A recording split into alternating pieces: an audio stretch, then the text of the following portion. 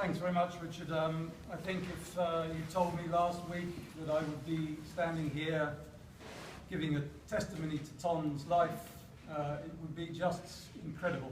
It is in fact incredible that he's gone.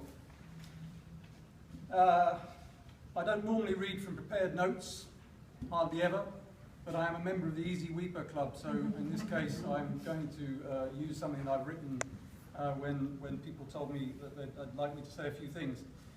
I'm not from IRC, I represent IRC here, but I've worked with Ton very, very closely over the years, since we first met in the late 1990s, early 2000s in a group called the Scaling Up Community Management for Rural Water Supply group. Now that's a catchy title, but I think maybe Darren, you remember those days, a long, long time ago, and Ton and I have worked off and on ever since then.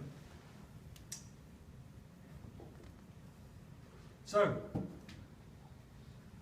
some of you will have known Ton well, others you've probably heard of him, you've maybe seen his work, his writing, maybe his films, and I'm going to share with you 3 things about his life, professionally and personally, that strike me. Ton was absolutely passionate about sustainability, about the need for us all to change the way we work and think and act, the way charities should work, donors, national governments, and to his very core, he cared about improving the lives of the rural poor, rural people, and governments that serve them. I don't know if you've ever seen or come across something called the 7th video, but if you haven't, I would very strongly urge you to watch it. It is ahead of its time. He made it about 10, 12 years ago, and it really sums up the arguments, the discussions, the dialogue we're having in this room in a simplified form, but it really speaks to the heart of what we're talking about. Together with other colleagues, he spearheaded calls to change our thinking and to challenge established paradigms. We talked often about, you know, it almost was heresy to say that community management wasn't the solution back in the day, 10, 15 years ago.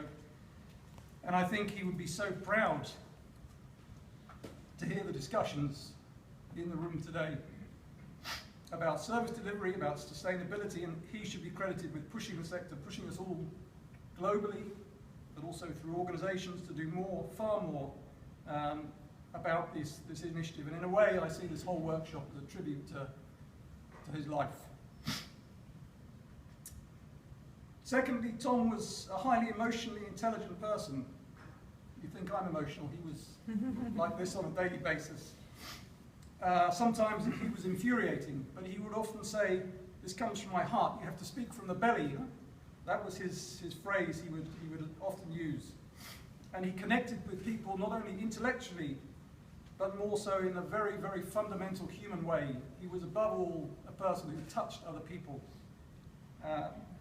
And he cared about people deeply. He cared about his colleagues, he cared about his friends, about his partners in government, and people who worked in all kinds of organizations in WASH, some of whom are here in this room today.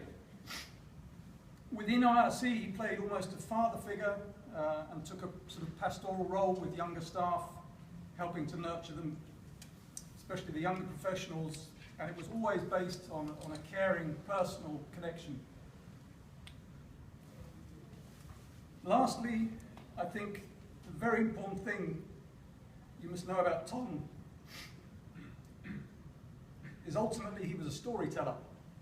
He didn't come from a WASH background, he didn't go to WEDEC or Loughborough or UNC, none of this. He was a video maker, filmmaker. He was a narrative, he's told narrative, that was his essence. And as he moved to work in the WASH sector, over many years he transitioned.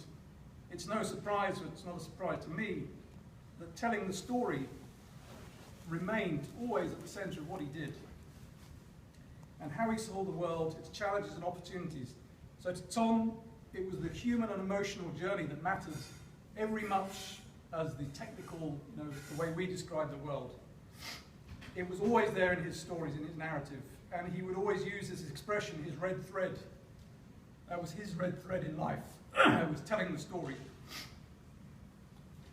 We're going to play a very short clip now that he and I worked on actually about 7 or 8 years ago as part of something called Triple S, which some of you will have heard of. And this was his essence, telling a story and trying to reach out and touch people in their hearts.